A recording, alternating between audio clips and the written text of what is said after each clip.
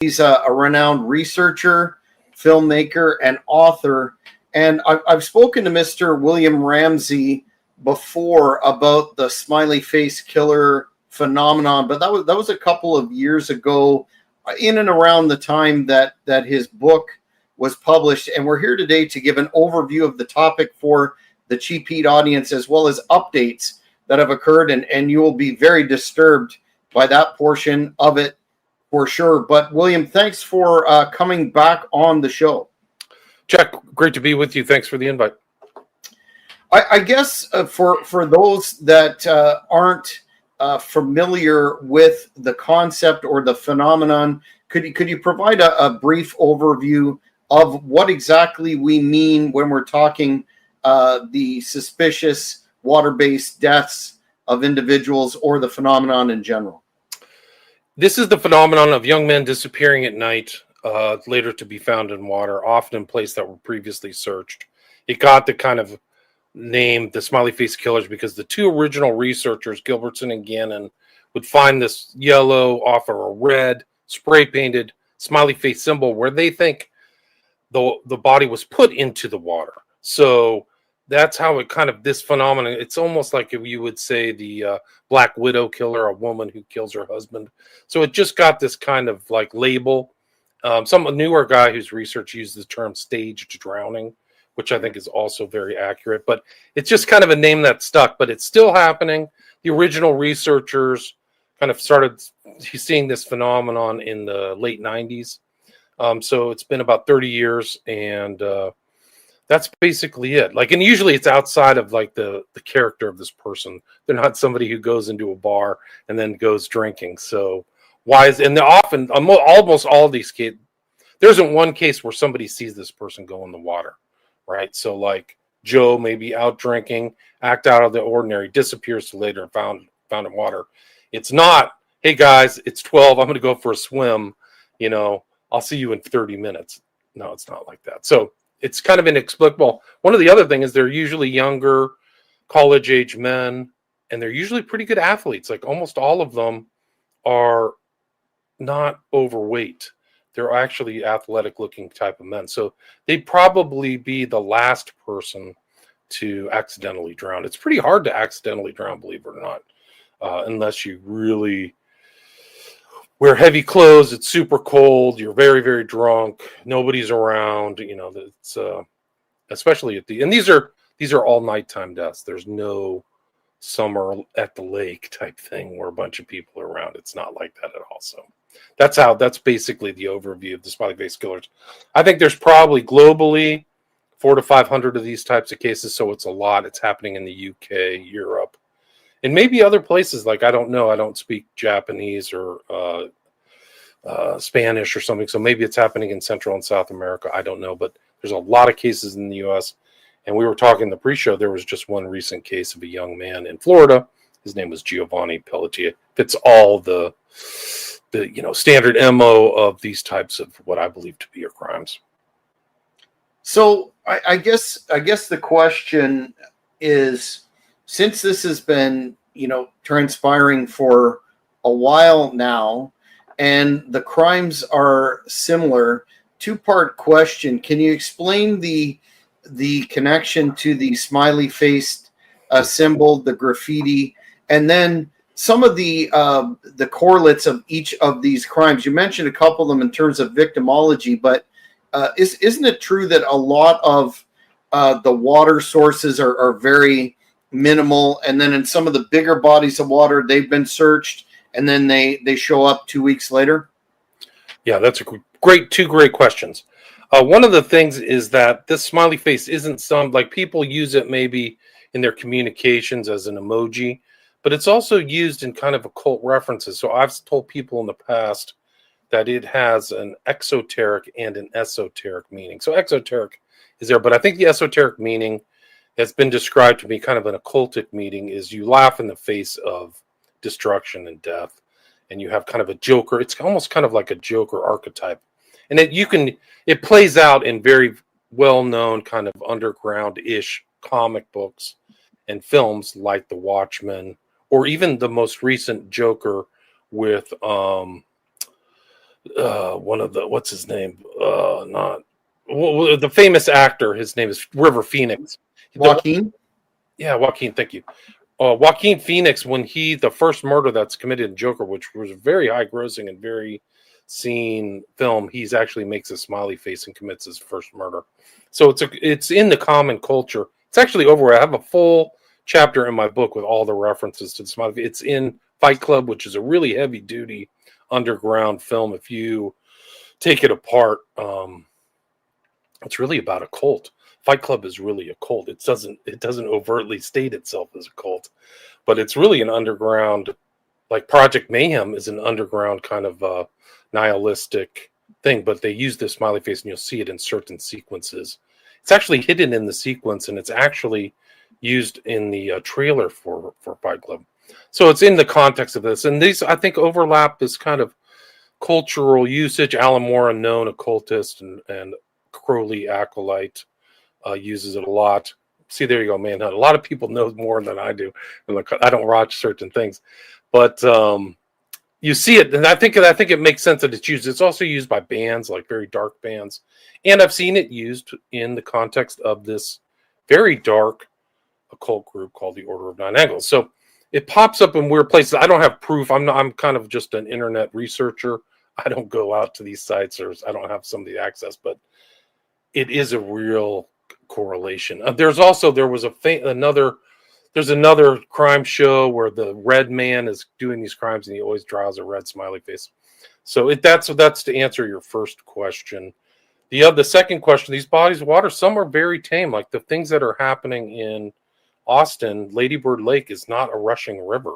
It's basically a pond. I don't know how deep it is, but it's pretty tame. Like if you fell in, you could just get up and get out. It's not like a level 3 rapid river or something. A lot of these ponds are very small, and there are strange cases. Like there was a case that really fit the smiley face killer phenomenon to a T, which happened in Oxford, UK, with a victim by the name of Jorge Carreño. He was Spanish. He was in the UK working for BMW. He was found in a pond, like a beautiful little pond area outside of the university there. And people were mystified how he got there. And then it unraveled, and it was like it was like the SFK MO. Somebody searching for somebody at night, finding a victim. It's very dark, like dark magic type stuff. That's one example. Another one, which I think is tied to the Koberger case, which we've heard about recently in Moscow, in Idaho. 6 months before these people were brutally assaulted and murdered, the so-called Moscow 4 or whatever, there was a guy named Hudson Lindau, which is a stone's throw from that house, who was found near like a creek that you could jump across without really trying very hard.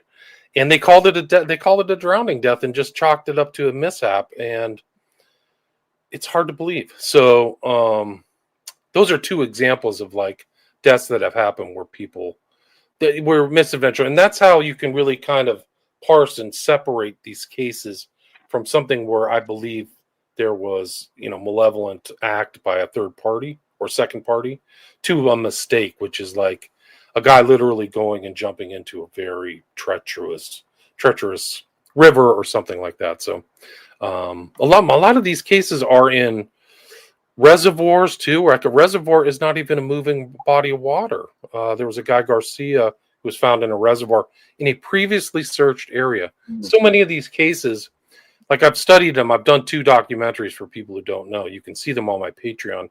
But so many of these cases, they're in pre-searched areas with massive searches.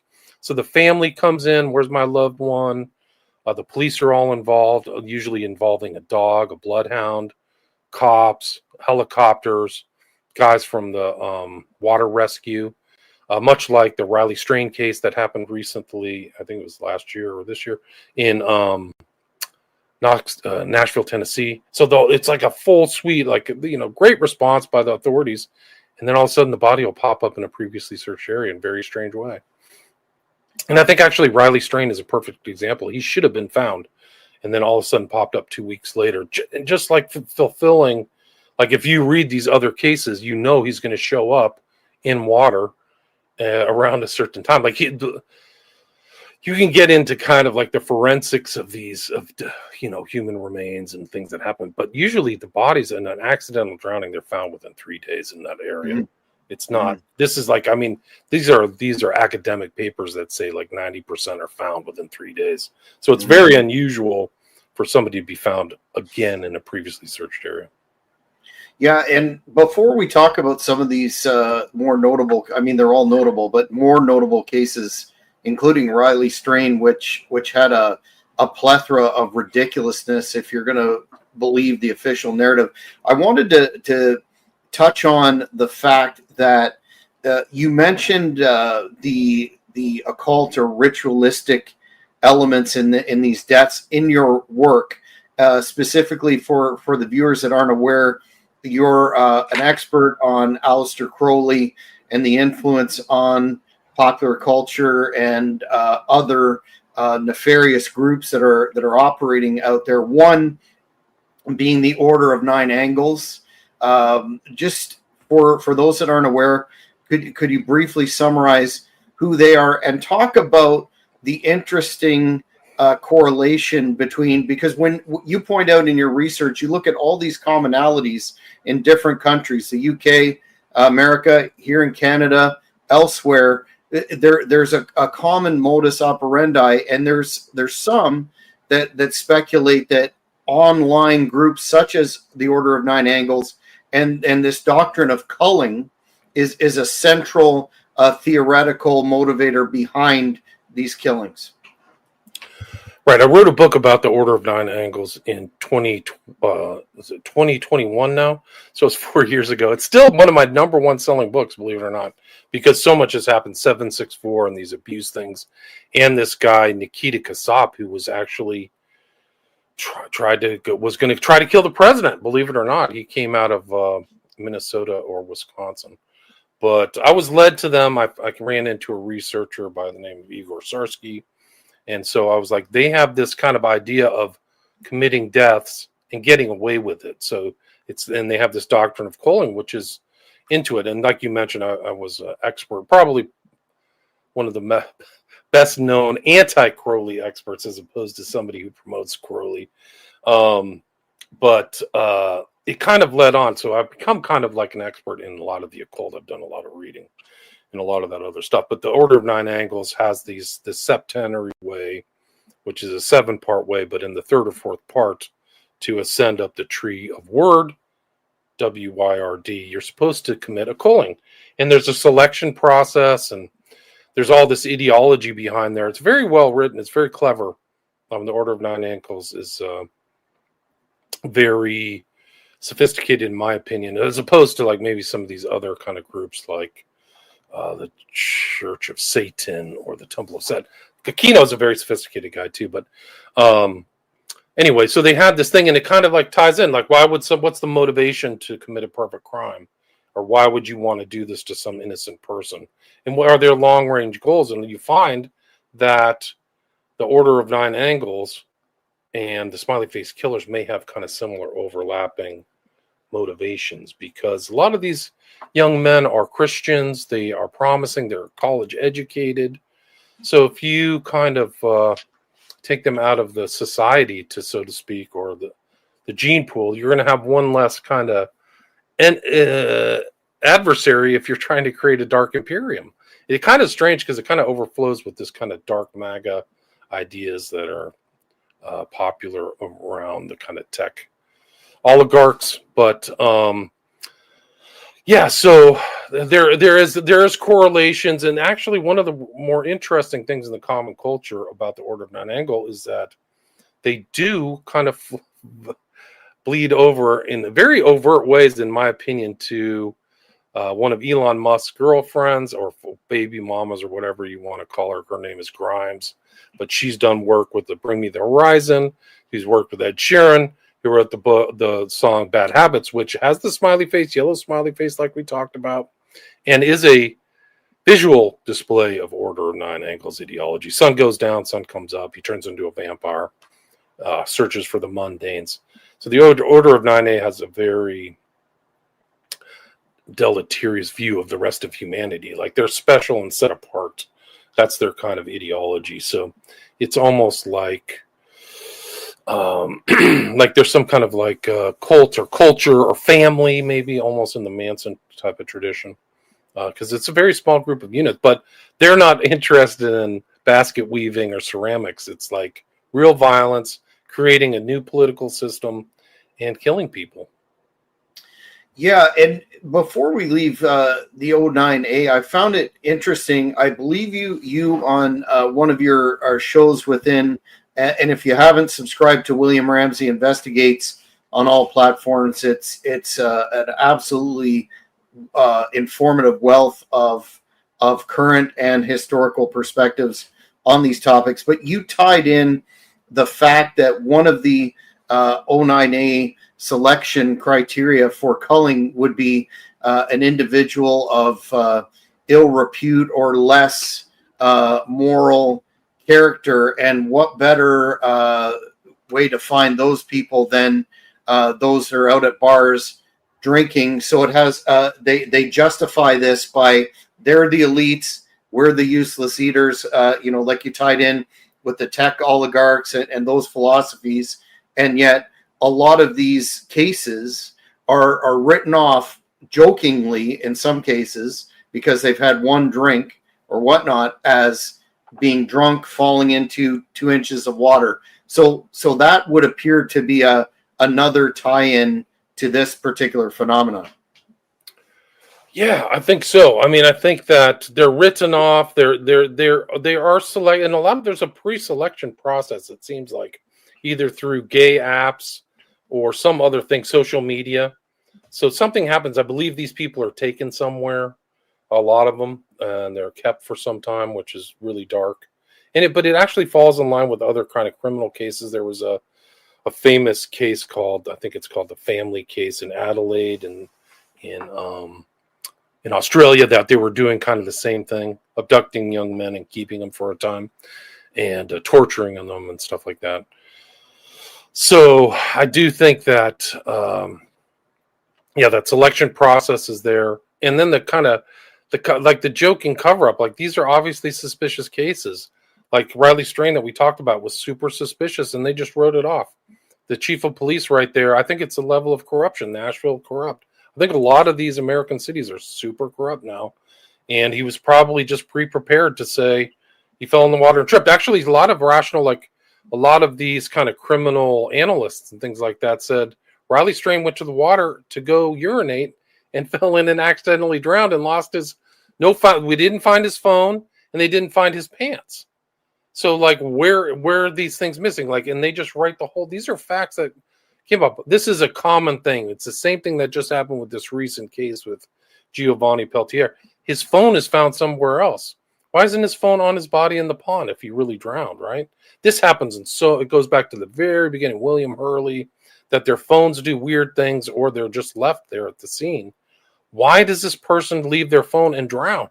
Like that should be so overtly suspicious to any law enforcement investigator to say that to not tell the public something weird is going on. Yeah. So.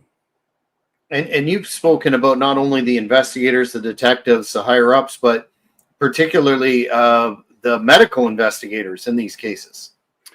I have. There's a lot of suspicious things about the investigators and the things that they've missed and what haven't been divulged to the public.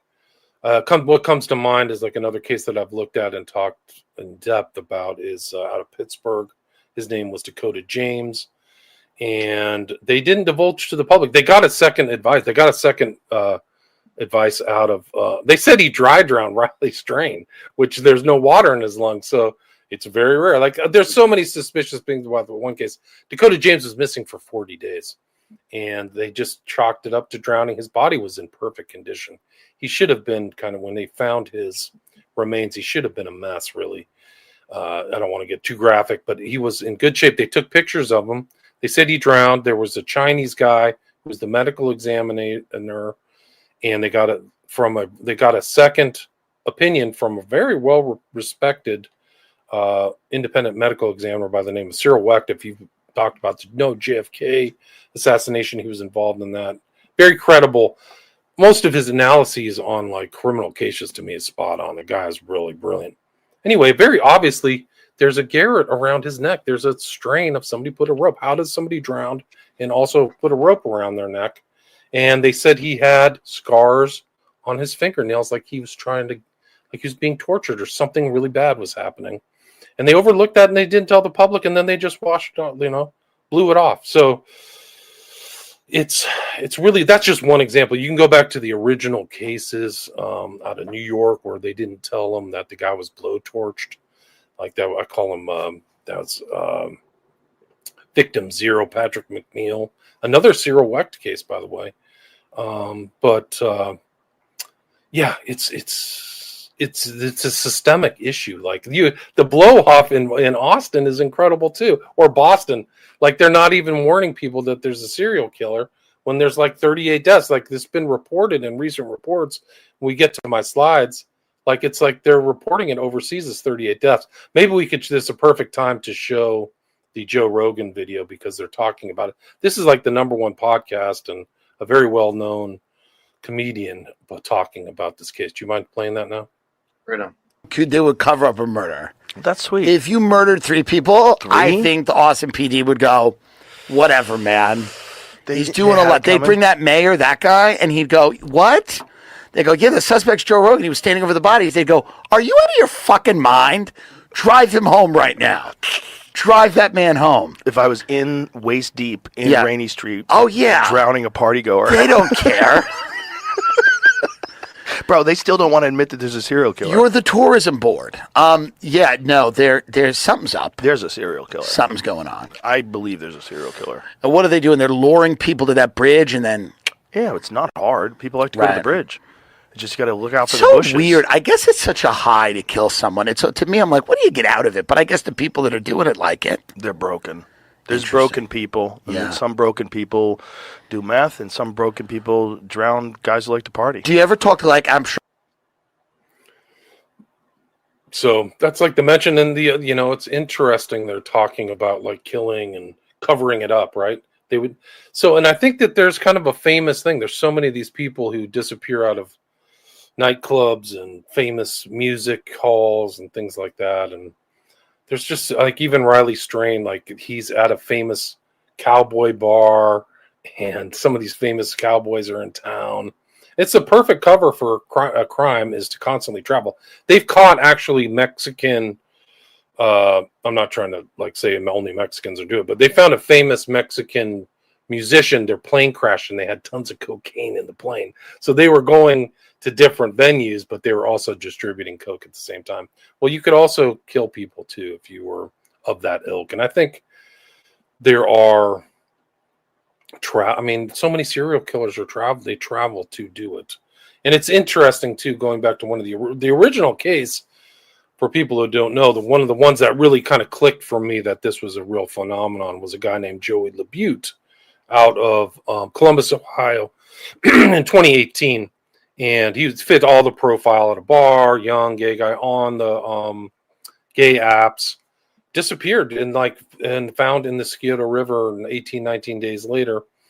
Obviously previously searched, almost puddle area, like it was an offshoot of the river. It wasn't even moving. But he was disappeared while the Arnold Schwarzenegger Classic was in town, which is, I think, the #1 bodybuilding convention in the world. So you have 20, 30, 40. I don't know that stuff very well, but that's what people tell me. You have all these people with jets and planes flying into town and then leaving. And it's a perfect cover. And there's a lot of stories about elite criminality on some of these boats and yachting and things like that, where they're very dark and they don't have fun like a normal guy want to go to the bar and watch a game and have a 6-pack.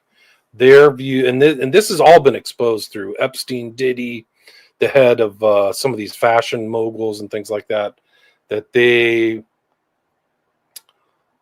blow off steam a lot different than we do on the, music heads. Very dark. They're very evil, very dark, evil people. And so anyway, so that's kind of like, this whole thing is like movement, and there's a lot of things going on with these cases.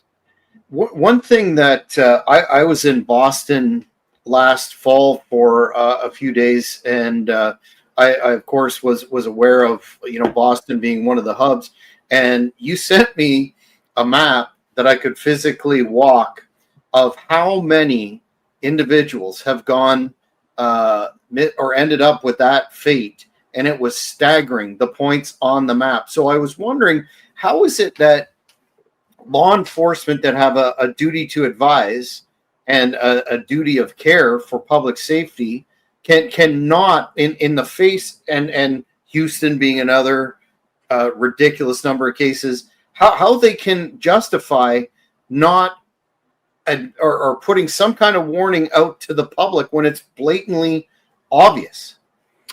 It's a mystery, and I think it's political. I think that there's a lot of money at stake. I had a guest who said it's kind of like Jaws at, I think it's Amityville was the city. Like, we can't allow people to know there's a shark. It'll like blow the entire, economy up. So I think there's an element of that. I think those are people won't go to Austin, which is now kind of an entertainment capital. So I think that's one of the things. They don't want to panic the public. I think they know much more than they're divulging to the public. But for some reason, and I've tried to get information. I gave up calling police departments because they just won't give you to rando people or journalists. They won't give out that information. So I kind of gave up. But it is odd because the facts present themselves, just like you said. Boston is like an epicenter. I did a full chapter on Boston in my book. And it's like there's probably 40 or 50 cases at least of people being dumped in the rivers and waterways and bays in Boston. And it's like the people know. Like the other interesting thing about these cases is like the public doesn't want to talk about it. They've tried to call it a conspiracy theory, but the public's very aware. Like you can talk to people and they'll be like, "Well, I'm aware of this phenomenon." They know of it. So it is odd that the authorities that we pay taxes to aren't warning people, or at least put an APB. Hey, we've had like 10 or 20 people end up in water. Be careful. Don't go home alone and don't fall in water alone. They could even say something very not connected to the SFK phenomenon. Just say, be careful. Like, I don't know how anybody would walk home alone, male or female, these days, especially like I've done a podcast with, like I do shows on true crime, and so many of these killers, Koberger's a perfect example. They're like night owls. They drive around at night to look for trouble like that. It's always at night, just like Dahmer. It's never during the day. They're just not that. So when lights go out, man, be safe. Like, women know to stay together. That's why I don't think this happens to women that often, is that they have a heightened sensibility for drugging and being alone, which is great. Like, they've been taught. There are predators out there. I mean, it's a sad thing about reality is that there's a certain proportion of males, maybe even females, that are predators. Yeah, one of the interesting, and not to dump on law enforcement too much, but I think there's some, criticism that's due there. If you look at, those cities where they have a high preponderance of it, and I know you've done work on Berkowitz and the son of Sam, with so many cases happening back in, say, the 60s, 70s, 80s, you would think that law enforcement would try to set up a sting or put decoys out there, like enhanced investigative, but that hasn't happened, has it, to your knowledge? No, not at all. That's a really good point. Like, why aren't they being proactive? Like, they would do that, like, for like rapists and stuff like that. They'd put out decoys or females, or they do it for drug deals too, right? They have fake decoys to buy drugs. Why aren't they doing that in this case to just try to see if they could find somebody? There was a movie called Cruising. It featured Al Pacino, and he was kind of a decoy going into this underground, trying to find a gay serial killer, and exposed a lot about the gay community that the gay community didn't like. They were really, it was William Friedkin film. It was right after Exorcist. But it was interesting that they had that concept that they were going to look into these type of things with decoys or investigate it. But this is kind of why this whole MO works, or somebody figured it out or shared it in some underground forum or bulletin board. is because if you give the cops an opportunity to just write this off as an accident, it ends the case. So it's taken off their board. It's not unexplained mystery. And that even in itself is interesting because it's happened in a few cases where they flip it. So Chris Jenkins in Minneapolis, they called it an accidental drowning. And then the mother wrote a book about her son's death. She didn't see it within the larger context of the phenomenon, but she was persistent. She got the autopsy. It showed that he had a clump of somebody else's hair in his hand. Like they didn't tell that to the public. That's so suspicious. And he was found later, like downstream in weird places. And they changed the designation from accidental drowning to misadventure or, murder or something like that. So that's an open case. So they reopened the case and this is the whole thing is like, what's really scary. An additional thing is that the families are the ones pushing all this stuff. It's not the police. It goes back to what I said. Like, if you can say this is accidental, then the police don't have to worry about it. And it's not a perception. And probably, I think that there's an interest in like fudging statistics in cops. Like, I'm not saying they're all erasing everything and really involved in all kinds of corruption, but maybe it's easier to massage numbers to look in their favor. I would say that. Yeah, you would just think that having done investigative work myself professionally, that if you saw something that if you're given a narrative, okay, this was obviously a kid who got drowned, and then you find all this evidence to the contrary, that a lot of investigators would say, no way, this isn't how it's going to go. But then there must be some upper level, which we've seen in many famous cases over time. They must come in and say, no, it's a drowning, close the case. Right. That's kind of gets really scary. Like if people have that much power, and if it goes to the top, we're in a kind of very weird territory. But we are in weird territory because the former president of the United States, Barack Obama, who's just been like implicated, he tried to seal off the whole Russiagate thing through secrecy, right? So like it was never supposed to be public because they were going to make it all secret. Somebody came in and looked through it all, Tulsi Gabbard, but he had somebody die at his place in Martha's Vineyard. It's chef, Farcam, not the first chef of a president who died under suspicious circumstances in water. Happened to the Clintons, who a lot of people die around the Clintons. Everybody knows that. But it goes to the top of him. One of the other things that is odd about Barack Obama, we know he's gay. He's involved in bath clubs, the same ones around where Jeffrey Dahmer used to go in Chicago, because Dahmer was in Milwaukee, but his last killings were in Chicago. He kept getting kicked out of these bathhouses because he was drugging people. Right? Yeah. When Obama's from Chicago, when he became president, he had a presidential parade, and there was another smiley face death that happened, whose name I can't remember right now, but he was a kind of another case that ended up in the river. So it is weird that there's two cases close to Obama for one reason or another. I don't know why. Do you want to? I know you prepared a number of slides to drill down on some of the material, or do you want me to? Yeah, we can do that. Can you just pull up that Lucifer one, because this came out today? You were talking about the smiley face and culture and stuff like that. This is a post from Elon Musk. This is his avatar Valentine, right? It references Strangers in the Strange Land, whose main character was called Valentine. It was Manson's favorite book. That's the only book he would allow his followers to read. So there's this overlap with the color motif. If you see here, if you're watching this, you'll see the color motif of the Lucifer with the black wings. But he has that little lapel badge, the yellow badge that some people said looked like a smiley face badge. It looks like it to me too. So if you go and watch The Watchmen, he has it on the same, it's on the left, it's in the pins in the same spot. So, and you'll see it in strange places too. I saw it, the main character in The Stand, which is a Stephen King book, which was made into a movie.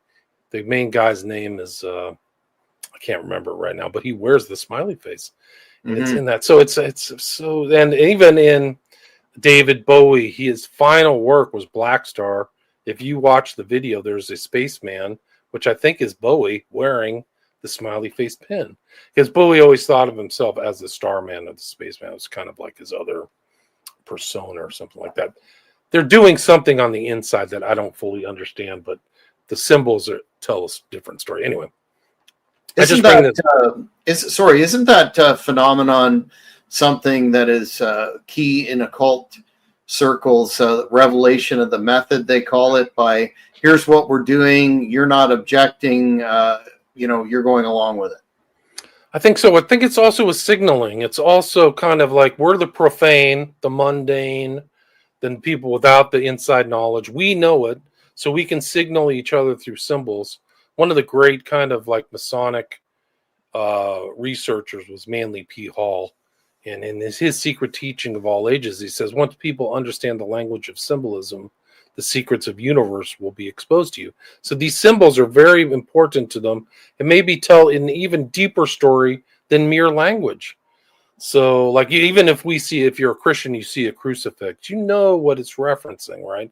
It brings to mind Christ's death, sacrifice, Christianity, resurrection. All these themes come into just one simple symbol. So maybe the smiley face is like that for these people. Like, I'm not initiated, so I am one of the profane. I don't know this stuff. I haven't made any initiation. One of the great things you learn about Crowley in the 20th century is how many of these guys have been initiated. Almost every prime minister in the UK for the last 400 years has been a Mason. So it's a predicate to get in. So it's kind of like this, and you learn to keep secrets. And like the Masonic oaths are all very vicious. Like you keep a secret or they slit your throat. And we've had Masonic murders, and there's all kinds of things that pop up that are very sus, and so anyway, so these guys are using these symbols, and I would recommend people go into my book and see how many references there are to this smiley face pin and badge and symbol. It's all over the place. I saw Justin Bieber wearing clothes with smiley faces. I've seen Balenciaga designer smiley face. So it's ubiquitous if you keep an eye out for it. Then I think the slides that will show it's even going to be even more prevalent because the guy from Breaking Bad, like probably number one show of all time or top 10 series, is making a new show using the yellow smiley face badge. It looks just like this, which I'll show. Yeah, I think you've mentioned before the ubiquitousness of Satanism being mainstream, and individuals that are practitioners of black magic being glorified, and it's just everywhere from the Grammys. I think it was last year, whenever it's everywhere in your face in the imagery. But this, if you're paying attention, I think you're 100% right. This smiley face seems to be popping up a lot over and above. Of course, this is Lucifer here, but over and above that, we've got the smiley face in there as well. Yeah, I think that's true. Anyway, shout out to Jim Smith. He was like one of the number one researchers. It's really kind of his skill. Like he's just kept on these stories forever. He was my researcher when I did my documentary in 2017. I can't believe it's been 8 years.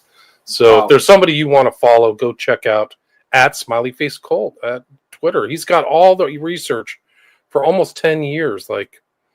And it's just really an incredible researcher for this field, like the number one guy. So I put him in here because he's kind of made a memoriam for these losses. These families are wrecked.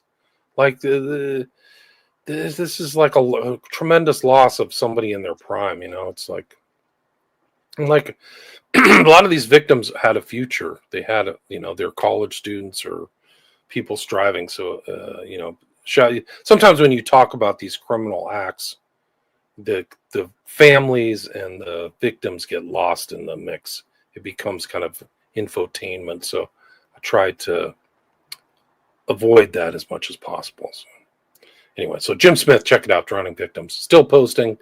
This is just something that I mentioned, the major city. This is Austin. 38 bodies have been found in and around the lake.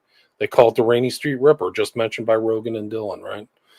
This is national news. I think this is from June 2025. These are all fairly recent.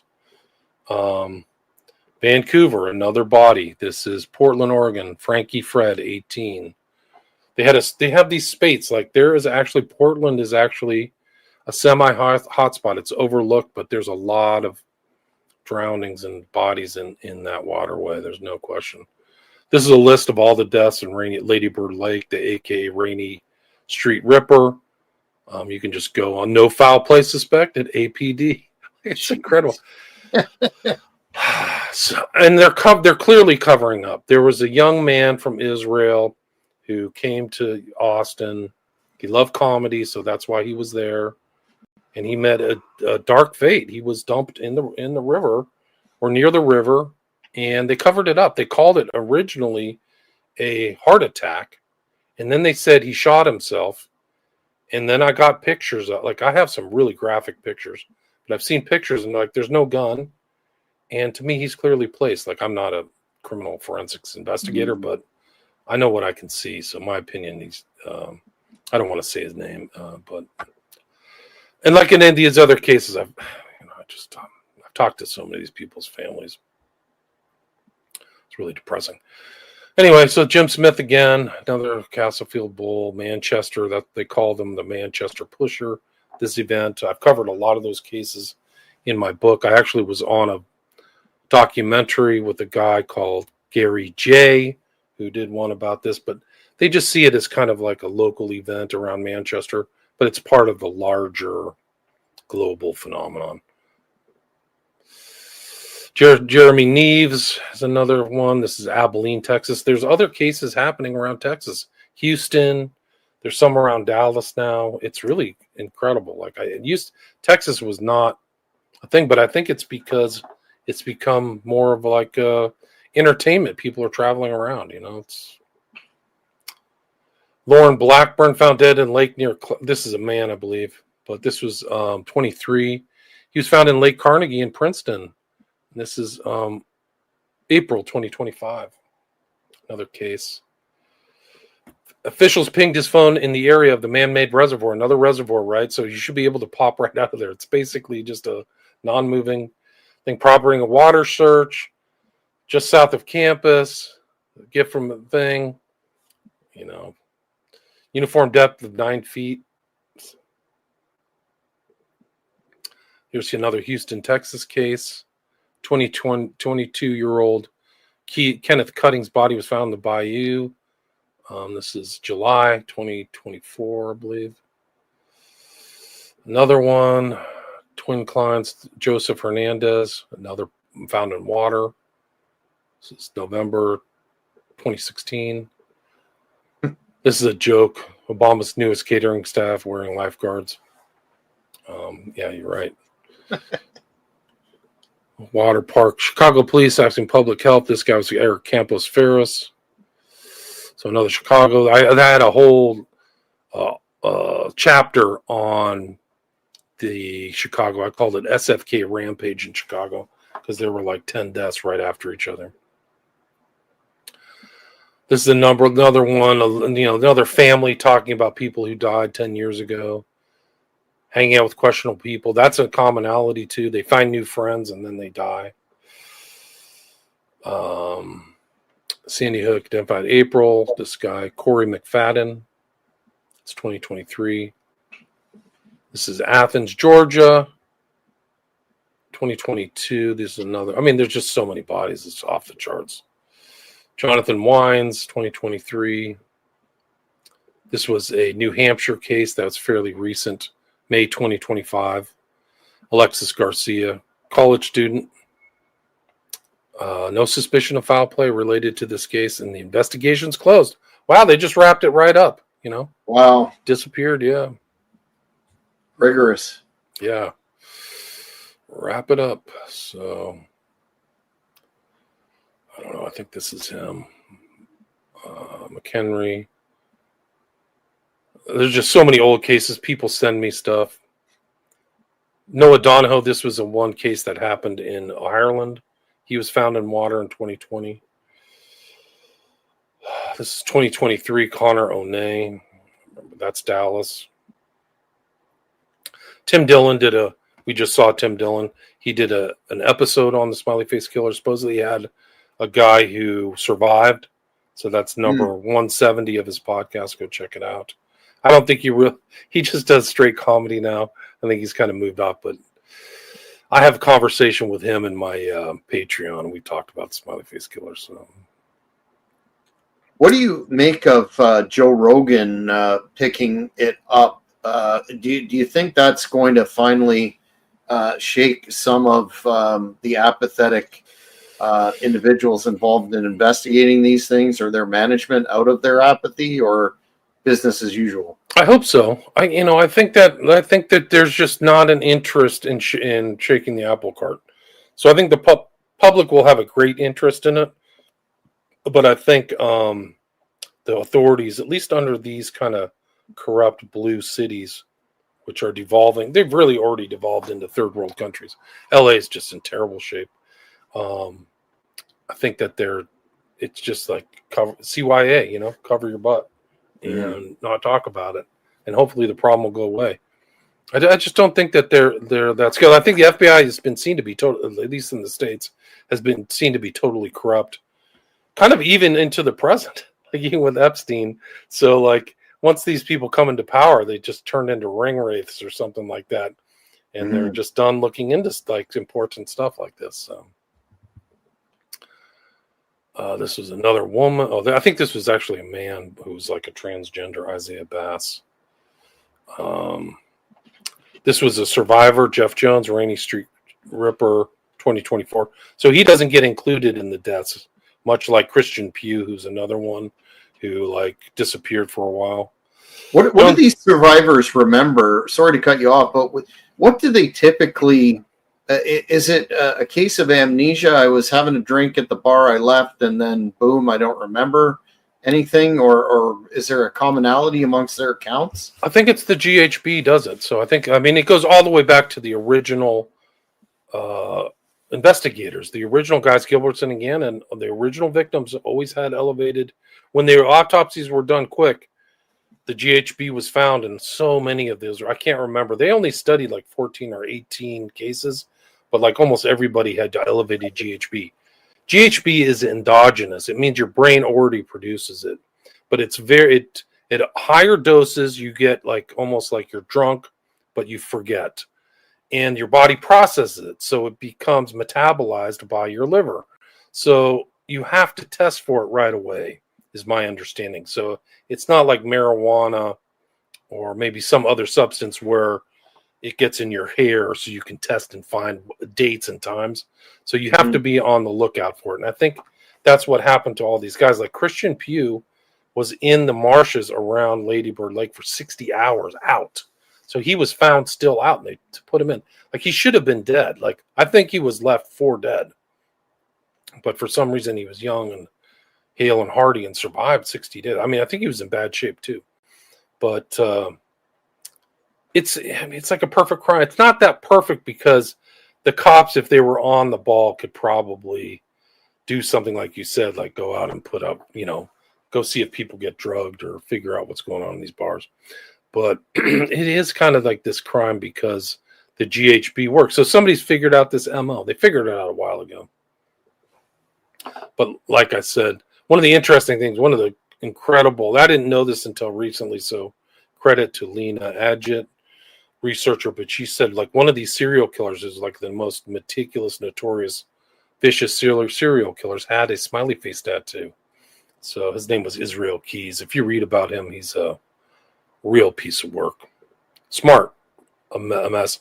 Serial killer mentioned in Corpus Christi because there was a victim there, Caleb Harris.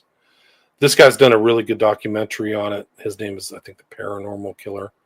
But he, it's a lot of views. So it's in the public consciousness. I think this is at 1 million views now.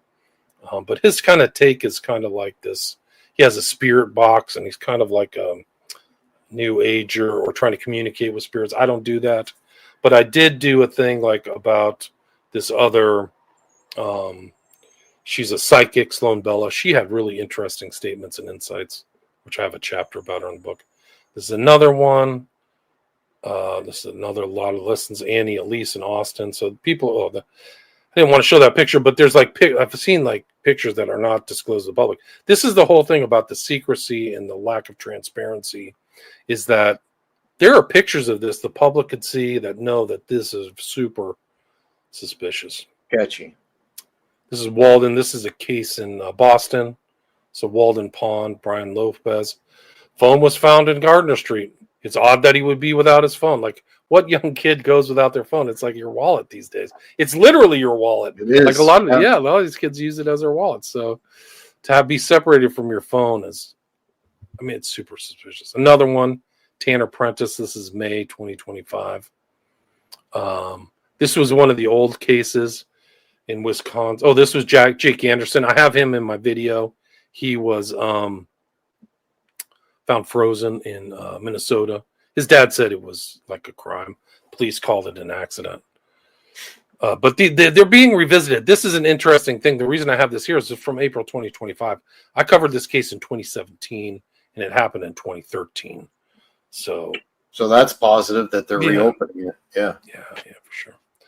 I brought this up because Trump obviously has a huge reach, but one of these MS-13 guys has a smiley face tattoo on his knuckles. You can see that there on the second knuckle right here. So it's being used in the comic for whatever reason. MS-13 is satanic. Like, people say it's a gang, but there are a lot of these gangs, like the mafia too. They have rituals, they have hidden symbols, messages, things like that. I'm not saying they're involved in this stuff, but a lot of time it bleeds over, like the occult concepts, much like these other occult groups, they bleed over from one to the other and somebody picks it up. Liam Toman, that's in your neck of the woods. That was April 13th in Quebec. I think he was found dead. Last seen leaving a bar. It's the same old story. Once you read this enough, it's like the same old story. Somebody's stalking them at these bars, like, or whatever. And I think that's actually kind of what Jeffrey Dahmer was doing. Like, he would find his victim at a bar, and then he would try to bring them home. Like, that was his whole thing. Another huge listen. What's going on in Texas? So, to your earlier point, though, I think it's probably related to the fact that they're clearly being drugged at the bar, and you mentioned that women have, same as walking at night alone. They've historically been aware of those dangers, but I don't know if young men to this day think about, I should be watching my drink. It just probably doesn't even enter their consciousness that would happen to them. Totally agree. I totally agree. That's what Dahmer was doing. He got busted and kicked out of these gay bars because he was a notorious drugger. He was constantly drugging people. He would drug the people who came back to his apartment. That's how things went south for them, is that I don't know what drug he was using. And it was the same, like I have in my offender typology section of my book. Another guy, Stephen Port, who was a gay guy using GHB, killing people, staging their deaths as suicides. So these are a form of staging, in my opinion, and it's an epidemic. There's another one, Sebastian Sales, divers looking for him, found him in water. Sincere condolences. This is March 2025. Chippenham. Nicola Bully was a case in the UK. So this is like a woman's case, but the same MO as a man. She's out walking, disappeared, massive search, found upstream later, like weeks later. This is a huge case in the UK. I don't know if it made it to the US, but it's something to remember. Llano, Texas, Bradley Tribble, same old thing. Lady Bird, just more stuff. Chinese UVA students. So it's not just white kids. It used to be the way people looked at it was Caucasian, whatever you want to call it, white kids. But it seems to be like more Indians. Because so many Indians now live in Canada. A lot of Indian type victims, or South Asian, whatever you want to call it. In Toronto, Vancouver, a lot more. Montreal too, correct? Montreal, yeah. Nick Fish, 2024, St. Patrick's Day, so like big events and things like that. That's Aberdeen, Scotland. Another one, what's this kid's name? Alistair Nazar, St. Petersburg. This is the guy who they found. Anyway, I already mentioned Sebastian Sales. River Ouse. This is for Lincolnshire. Evan Joffrey Dandilly. And these are things I didn't even cover in my book. This is a recent one, March 2025. Bristol, which is kind of eastern UK, east of London.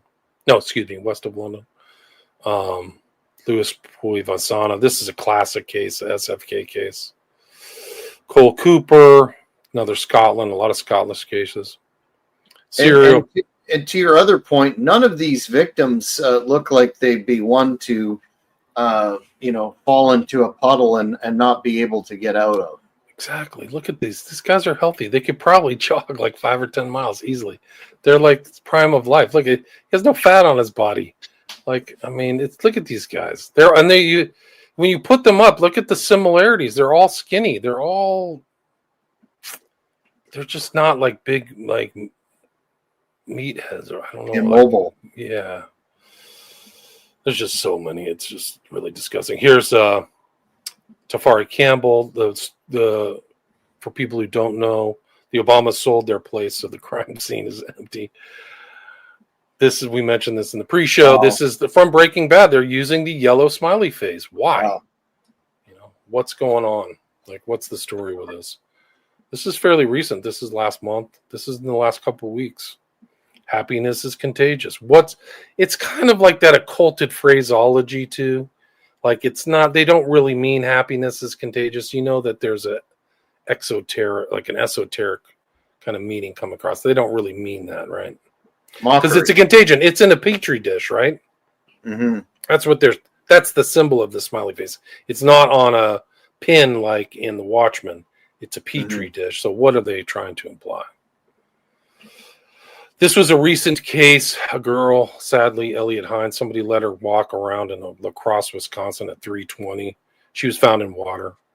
So probably a victim. Like somebody's up. Some of these people have very weird hours too. Like, the average person may wake up in the morning and go to bed at 9.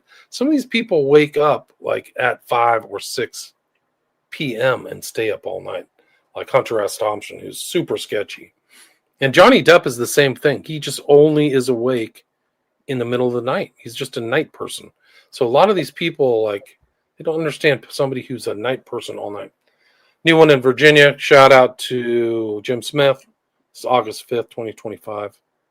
Jeez. Personal belonging found in water. Like, I've seen so many of these cases. Why doesn't a cop just realize this is a telltale sign? Why is this personal thing? If he's drowning, you don't like, oh, I'm going to put my phone down and my wallet down and then drown myself. Like, give me a freaking break. It's really not a way to commit suicide either. People say, oh, maybe they're committing suicide. The body has responses and things like that to drowning. It's not the way out. It's not usually.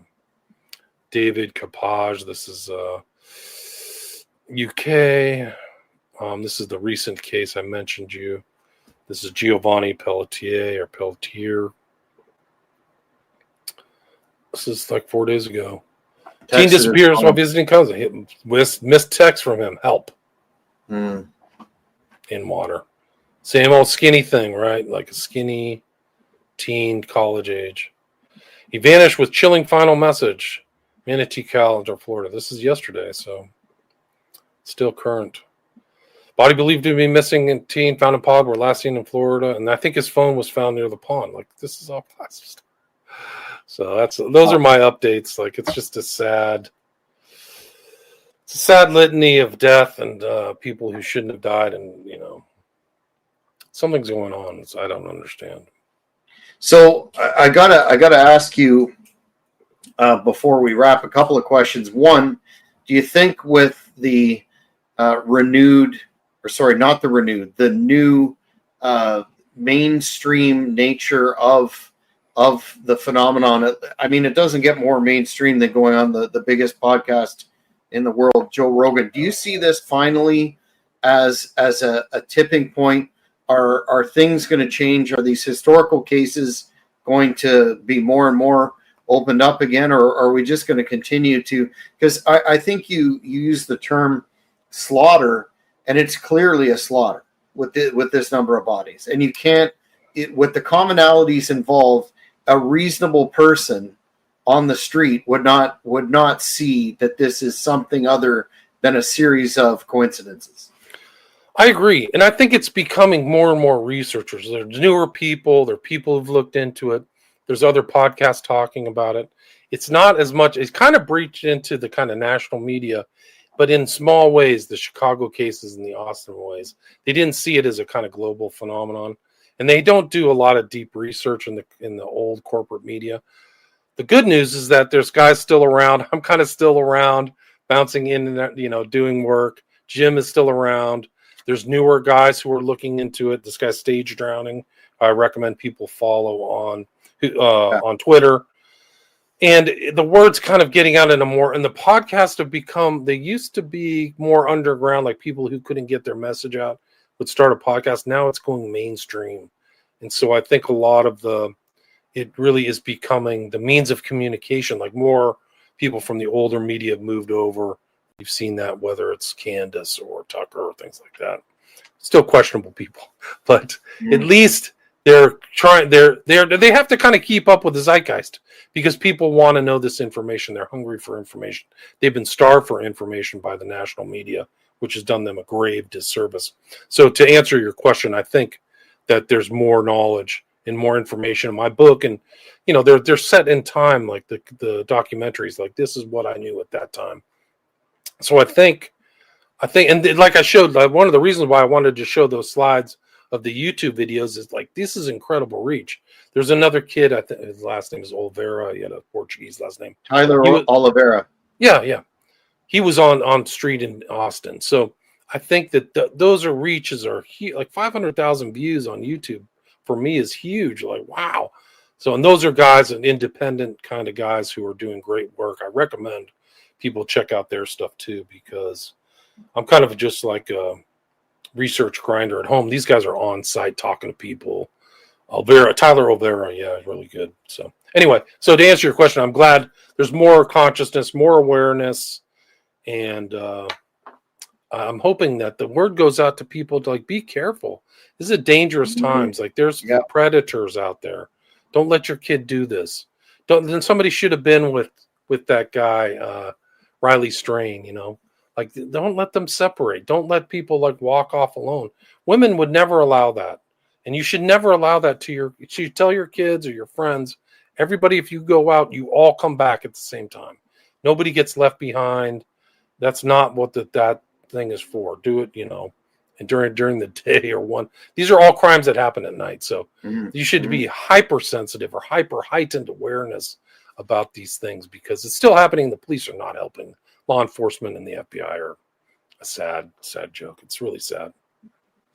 Yeah, for sure. And God bless those victims' families. I can't imagine what it's like to actually experience the death of a loved one, especially a young person with so much future, and then to get this stonewalled BS response. Like you in good faith, you would expect a full investigation, and then when they get a response like this, some of the victims saying, so and so did not really drink that much, and I can't imagine how horrible a position it is for them to be in as well. I agree, and so some of these are really scary. They come to a conclusion right away. There's no inquest or investigation. Oh, he drowned. That's what happened to Riley Strain. The chief of police said it right away. Oh, he drowned. Move on. Like, that's really suspicious in itself. Like, they should investigate the chief of police. Like, how can you come to that conclusion right away? Where's his phone? Where's his pants? You haven't even checked about why is there air in his lungs. You say he drowned. Like, you're going to tell that to the public. Like, why? Yeah, it's just implausible. So hopefully with greater public awareness, the pressure will come to bear to actually take a look at these cases for what many folks believe that they are. William, I know you're quite busy with your podcast. Big fan of William Ramsey Investigates, but you talked about with all that's gone on, and we saw it today in the brief time frame from your book on this phenomenon being published. You could probably not only write a couple of more chapters, but another book entirely. Do you have anything like that in the works or to do with another topic? I have a lot of projects I'm finishing up, so I think I'm staying busy. But this will always be on the back burner, if not on the front burner for me, and the people have been caught. They caught the guy Scarlett Blake in the UK, and they charged him with one. They didn't look into it. To me, that's another colossal failure because he was networked with a very sketchy underground group of people, and they didn't look into him about other crimes he may have committed. So I think that they are probably, if people keep their eyes open. Another case I include in my book is this guy who got hit in the back of the head outside of TD Garden in Boston, and somebody was there in the water with him, and they never followed up and asked him. So there's like the edge of people getting caught and getting busted, and I thought hopefully that'll happen in the future. And like so many things that have been better for the world and our culture, the average guy who just is doing his homework is going to be the one to change it. It's not the systems aren't there to help. They're not really there to help anymore. So the people who do the research or do the sharing or share things on social media or shows like yours or podcasts are going to help get the word out and the truth. Like nobody's ever disputed my facts. Like the facts are in the book. Like I've never been sued because I just told the facts. So why are these facts here? And why aren't people talking about them? Why aren't your cops talking about them? Why isn't the media talking about them? Why don't they have somebody do? There's probably a guy that could win a Pulitzer Prize on all this stuff, like who's a famous journalist. Like, it's so strange. It's because they're getting spiked, like Epstein was spiked, right? Because Epstein is too important. I wouldn't be, there's very dark things happening. I wouldn't be surprised if blackmail's involved in this and political stuff. And I mean, read these stories like there's black SUVs and stuff around Dakota James. Like this is kind of an indicator of somebody of wealth, like something weird's going on. So it's the only conclusion that there's something happening behind the scenes that we're not privy to, but the truth hopefully will come out with the greater publicity. William, where can you be found on the socials? Want to talk about your podcast again and your Patreon, your films are on there, and all your books, all that good stuff. Yeah, like you said, you can find if you want to see my 2 documentaries on Smiley Face Killers, you can see them on my Patreon. It's just $5. And you can watch 5 documentaries. And then my podcast is in the top 0.5% podcasts in the world. That's at William Ramsey Investigates, Spotify, iTunes. And then my books are on Amazon. My most recent book, I've already done really a second edition. I'm looking at it now. I think I was like at 400 pages or something crazy. Like it's 441 pages. So it's way overwritten. But like you said, I could write another book. I probably could do another 200 pages if I had the, strength to do it, the stamina to do it. But that's about it. I post a lot on X. I haven't been censored on X. So credit to Elon Musk for at least having some free speech, which is a lost principle in the United States, sadly. And I think, that's about it. Thanks for having me back again, Jack. It's great to be with you. Yeah, I really appreciate your time once again. Absolutely stay on top of this. I fear it would be good if this would be the last such show that we'll do on this phenomenon, but I doubt it. But thank you once again for coming on. Thank you. Great to be with you. Well, fans, that's it for this special edition of the Cheap Heat Productions podcast. We'll keep you updated. If you hit that notification button, you won't miss great content such as this. Take care, everybody. Be safe out there. Thank you for watching this video. Please give it a like if you enjoyed it. Be sure to follow us on all social media platforms at Cheap Heat Productions. Don't forget to hit the notification button and you won't miss any of our upcoming interviews,